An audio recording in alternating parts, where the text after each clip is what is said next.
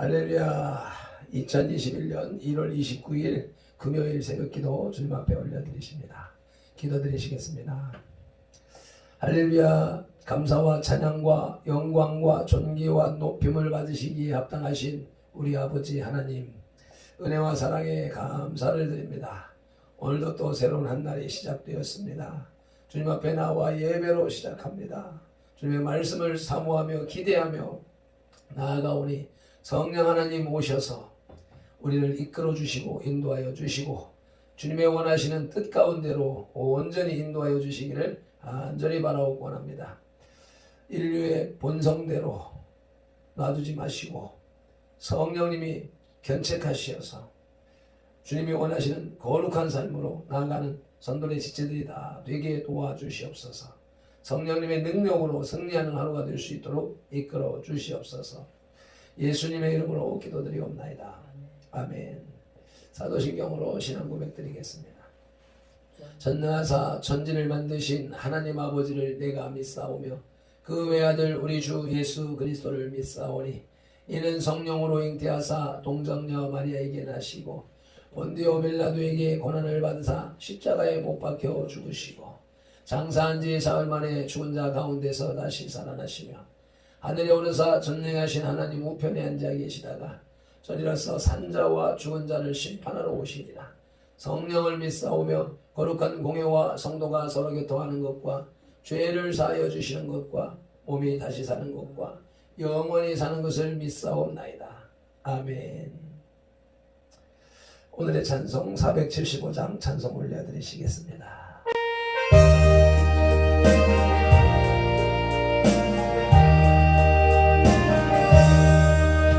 인류는 하나 되기에 지은 바른 한 가족 우리는 그 속에서 협조하며 일하는 형제와 자매로다. 형제와 자매로다. 죄악은 불이게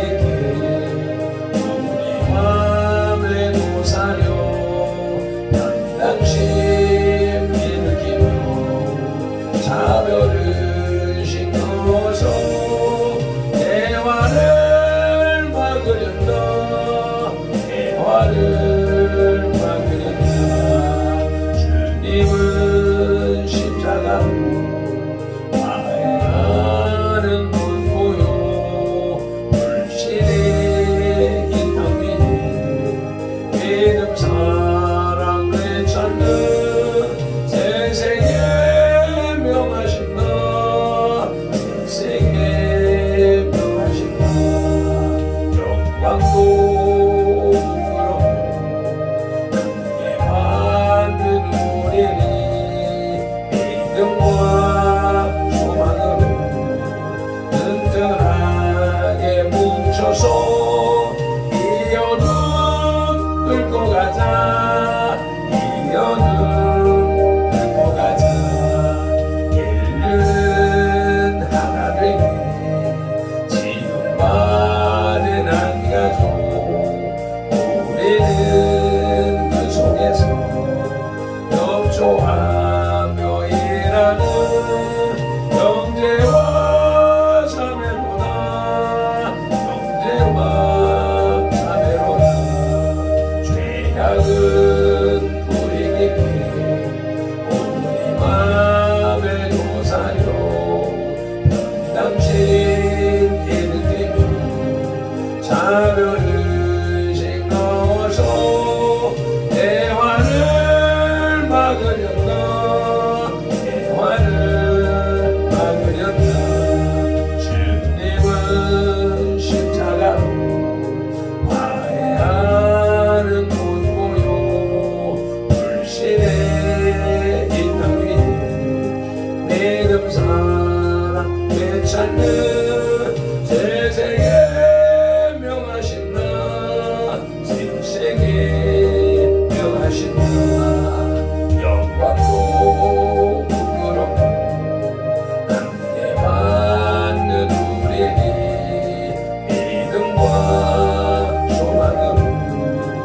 튼튼하게 뭉쳐서 이 여름 뚫고 가자. 이 여름 뚫고 가자. 아멘 아멘. 오늘 우리에게 주시는 하나님의 말씀은 사도행전 15장 12절로 18절 말씀입니다. 예루살렘 회의 네 번째 단락 213쪽, 214쪽에 걸쳐 있습니다. 함께 합독하시겠습니다. 온 무리가 가만히 있어 바나바와 바울이 하나님께서 자기들로 말미암아 이방인 중에서 행하신 표적과 기사에 관하여 말하는 것을 듣더니 말을 마침에 야고보가 대답하여 이르되 형제들아 내 말을 들으라. 하나님이 처음으로 이방인 중에서 자기 이름을 위할 백성을 취하시려고 그들을 돌보신 것을 시므온이 말하였으니 선지자들의 말씀이 이와 일치하도다. 기록된 바 이후에 내가 돌아와서 다윗의 무너진 장막을 다시 지으며 또 그 허물어진 것을 다시 지어 일으키리니 이는 그 남은 사람들과 내 이름으로 일컬음을 받는 모든 이방인들로 주를 찾게 하려 함이라 하셨으니 즉 예로부터 이것을 알게 하시는 주의 말씀이라 함과 같으니라. 아멘. 12절에 온 무리가 가만히 있었다고 합니다. 지금까지 들은 베드로의 설교는 어떤 이론적 근거에서 시작된 것이 아니라 구체적으로 일어났던 하나님의 역사에 그 근거를 두고 있으므로 그 사실, 즉 고넬료의 입교 사실을 아는 예루살렘 성도들은 달리 변론할 수가 없었던 것입니다. 그러기에 온 무리가 가만히 있었던 것이죠. 또한 바나바와 바울이 전도 여행 중에 일어났던 많은 이적과 기사의 보고는 이를 더욱 뒷받침하게 되었습니다. 할례받지 않은 이방인들에게 하나님의 이적들이 나타나서 그들을 개종하게 한 사실은 구원이 율법 준수에 있지 않고 오직 믿음에서 온다는 사실을 입증하는 것이기 때문입니다. 13절로 18절은 야고보 사도의 변증입니다. 본문의 야고보는 예수님의 형제로 사도 야고보와는 구별됩니다. 후에 그는 예루살렘 교회의 감독이 되었으며 갈라디아 2장 9절의 표현대로 예루살렘에서는 기둥같이 여기는 존재로 본문의 공회의에도 의장과 같은 역할을 하고 있음을 볼 수 있습니다. 신약 성경 중에 하나인 야고보서도 그의 저작으로 인정받고 있습니다. 16절에 이후로 시작해서 18절에 함과 같으니라 까지의 내용은 70인역 성경에서 인용되고 있는데 마소라 사본과는 약간의 차이를 보이고 있습니다. 마소라 사본의 16절 그날에가 이후에 내가 돌아와서로 바뀌고 18절에 이 일을 행하시는 여호와가 예로부터 이것을 알게 하시는 주님의 말씀으로 바뀌고 있습니다. 마소라 사본의 본래 의미는 몰락한 다윗의 왕가의 번영이 회복될 것이라는 뜻인데 야고보는 이를 그리스도의 부활과 승리 그리고 새 이스라엘로서 그리스도인들이 유대인과 이방인의 구별 없이 재건될 것이라고 적용하고 있는 것입니다. 차별 없는 복음이라는 제목으로 말씀을 들으시겠습니다.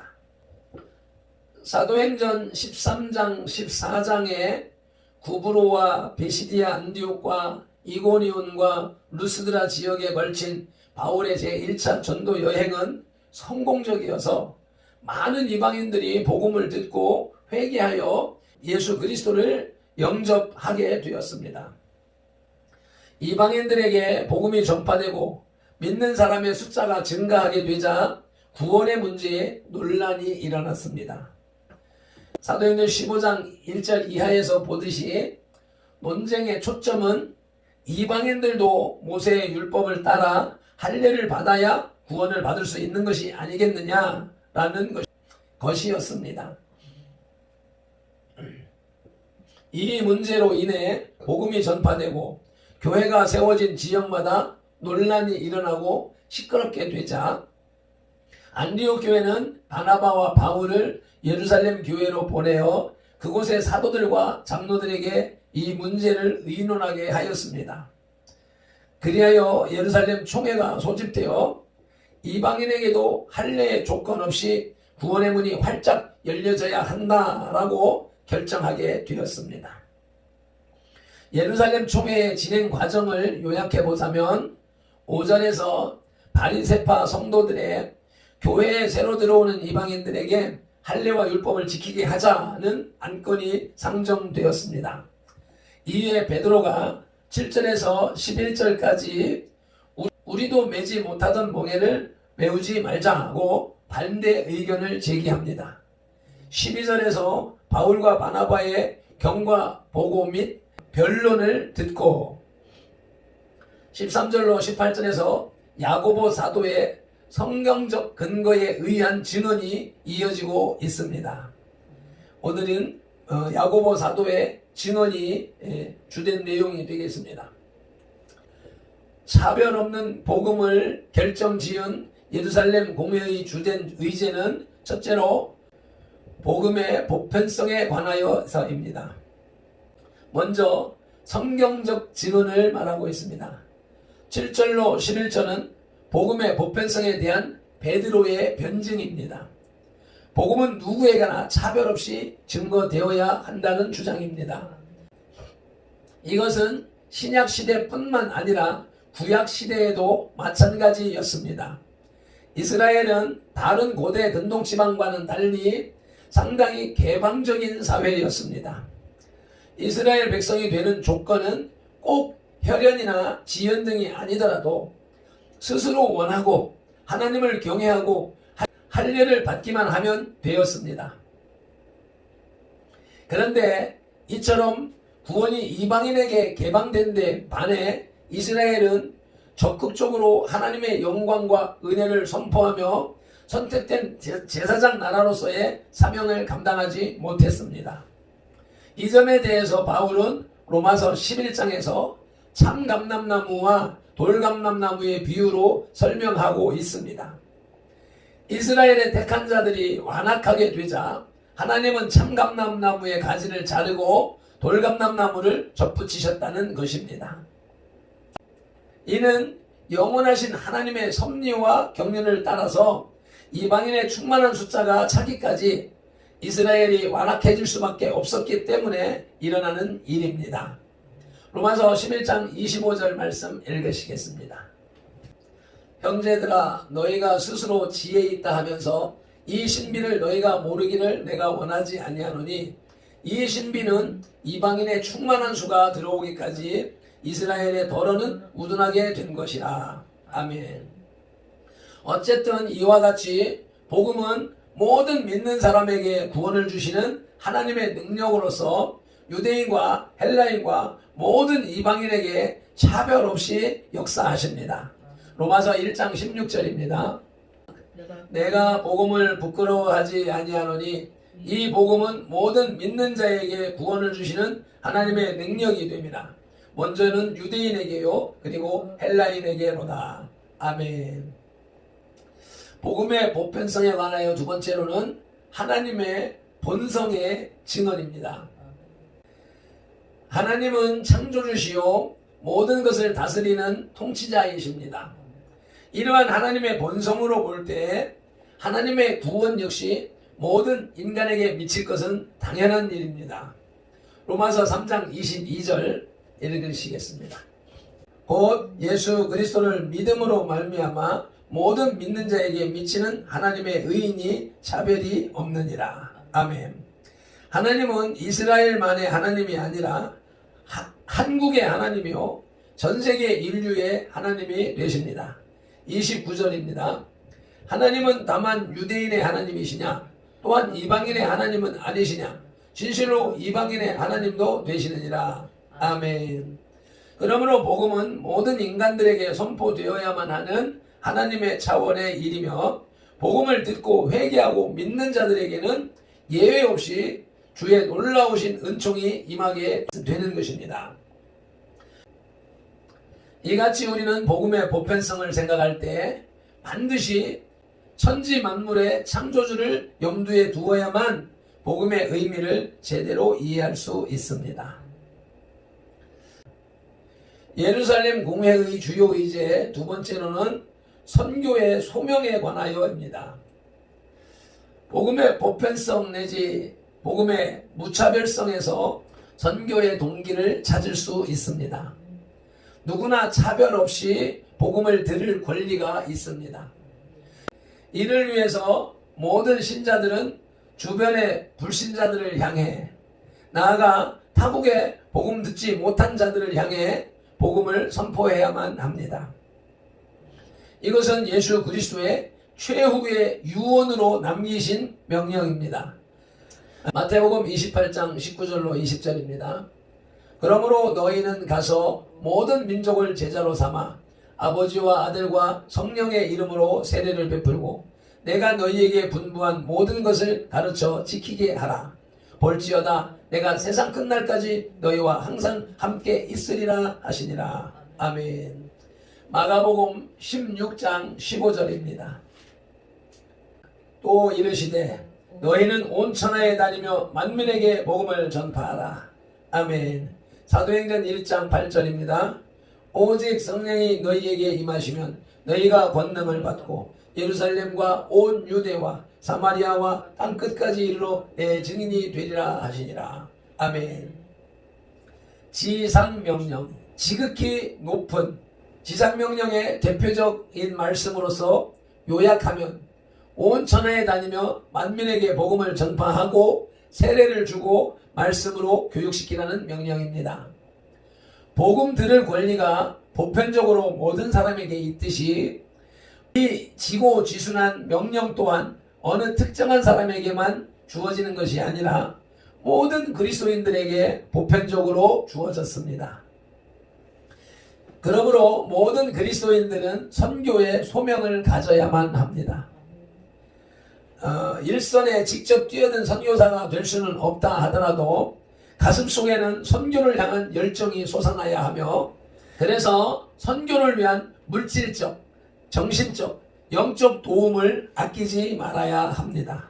마태복음 23장 37절로 40절, 마가복음 12장 30절로 31절, 누가복음 10장 27절에 공이 기록되어 있는 마음을 다하며 목숨을 다하며 힘을 다하며 뜻을 다하여 주 너의 하나님을 사랑하고 또한 내 이웃을 내 자신같이 사랑하라는 말씀이 율법과 선지자의 대강령이라면, 땅끝까지 복음을 증거하라는 말씀은 가장 포괄적인 의미의 구체적인 행동 지침입니다. 하나님 나라와 이웃사랑은 가장 우선적으로 복음 증거의 행위로 나타날 수밖에 없기 때문입니다. 이웃에게 예수님을 증거하는 일이야말로 그 이웃에 대해 베풀 수 있는 최고의 사랑의 행위입니다. 또한 한 사람이 죄와 사망의 권세에서 생명의 권세 아래 들어온다는 것은 하나님의 통치 영역이 그만큼 확장된다는 의미에서 하나님에 대한 최고의 충성이기도 합니다. 예루살렘 공회의 주제 세 번째로는 차별 없는 복음은 하나님의 영광의 반영이라는 것입니다. 다시 한번 로마서 3장 22절 말씀 읽으시겠습니다. 곧 예수 그리스도를 믿음으로 말미암아 모든 믿는 자에게 미치는 하나님의 의인이 차별이 없느니라. 아멘. 복음은 누구에게나 차별 없이 온 세계에 미치며 복음이 증거되는 곳마다 죄와 사망의 마귀 권세는 깨트려지고 은혜와 생명의 하나님의 권세가 높이 서게 됩니다. 그러므로 복음은 하나님의 영광입니다. 복음이 온 세계에 전파될 때에 하나님의 영광도 온 세계에 드러나며 신자들의 기쁨도 충만할 것입니다. 여기서 우리는 사람의 제일 되는 목적은 하나님을 영광되게 하고 영원토록 그를 즐거워하는 것이라는 웨스트민스터 소요리 문답 1분 문항의 새로운 의미를 발견할 수 있습니다. 차별 없는 복음을 위한 예루살렘 공회의 주제는 첫째로 복음의 보편성, 둘째로 선교의 소명, 세 번째로 차별 없는 복음은 하나님의 영광의 반영이라는 것입니다. 할례 문제는 많은 논란을 거치게 되었지만 가장 유대적인 전통에 서 있었던 야고보가 이를 지지하는 발언을 함으로써 그 최종 결정이 나게 되었습니다. 즉 최소한의 규약 외에는 이방인들이 율법의 재규정을 지킬 필요가 없다고 결정이 된 것입니다. 20절의 결론이었습니다. 우상의 더러운 것과 음행과 목매어 죽인 것과 피를 멀리하라는 것 외에는 다 자유롭게 허용했습니다. 구약의 많은 제의적 규정들이 사실 신약시대에는 폐지되었지만 그래도 율법이 가지는 유익성, 특히 도덕법이나 위생법 등은 여전히 그것을 지키는 이들에게 주어집니다. 그래서 율법의 폐지와 완전 개혁의 논란이 현재에도 일어나고 있습니다. 복음주의자들은 율법도 지켜가는 삶을 살아갑니다.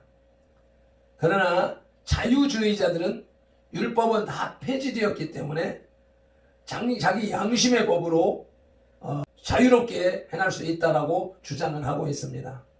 그래서 복음주의와 자유주의 신학자들, 그 좋은 말이 자유주의 신학자이지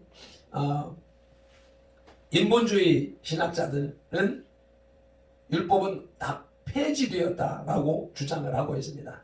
그래서 우리가 신앙생활을 하면서 율법 폐지를 주장하는 사람인지 율법을 완전히 했기 때문에 이 생활의 규범이나 도덕이나 위생법 등은 구약 말씀을 지키며 살아가야 된다라고 하는 주장을 하는 사람인지를 보게 되면 이 사람이 자유주의자, 인본주의자이냐 아니면 복음주의자, 신본주의자이냐라고 하는 것을 구별할 수가 있습니다. 우리는 발핀돌과 선돌교회는 복음주의, 이코르 신본주의를 주장합니다. 기도드리겠습니다. 하나님 아버지, 오늘도 하루에 시작하는 첫 시간에 하나님의 귀한 말씀, 사도행전의 교회를 세우시는 말씀, 그 가운데 이방인을 향한 유대인들의 율법을 지키며 할례를 받아야 된다라고 하는 주장이 거부되고 오직 우상의 더러운 것과 음행과 목매어 죽인 것과 피를 멀리하라는 것 외에는 자유롭게 허용하신 말씀을 듣습니다.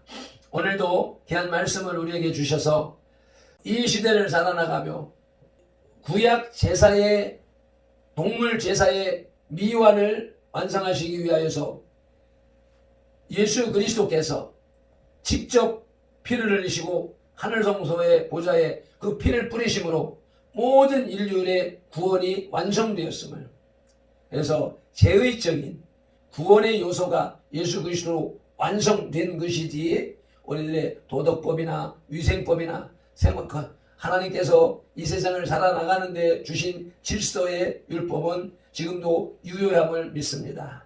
그래서 구약과 신약, 창세기로부터 계시록까지 이어지는 구약과 신약의 모든 말씀이 하나님의 말씀이며 영원토록 변함이 없는 말씀이라는 사실을 믿고 따르고자 하는 우리 발핀돌과 선돌교의 모든 지체들을 붙잡아 주시옵소서. 하나님의 살아계신 말씀으로 우리에게 들려주시고 가르쳐주시고 인도하여 주셔서 하나님이 원하시는 삶을 살아나가고 하나님이 원하시는 열매를 맺는 성도의 모든 지체들이 다 되게 하여 주시옵소서. 감사하며 예수 그리스도 이름으로 기도드리옵나이다. 아멘. 찬송 힘차게 드리시고 기도하시겠습니다.